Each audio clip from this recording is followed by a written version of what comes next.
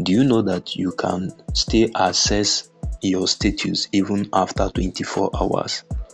You can be able to access your status even after 7 days. This is crazy. I just found these settings.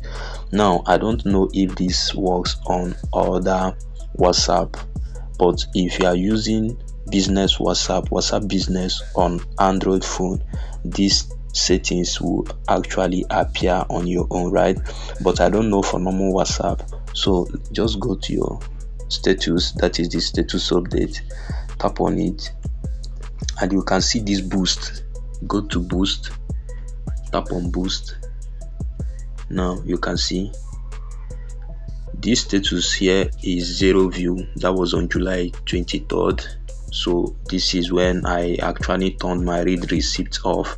So you can see this one on July 17th. The status is still there. You can see this one on 1st of July. This is crazy, right? That is to say, and today's date is what?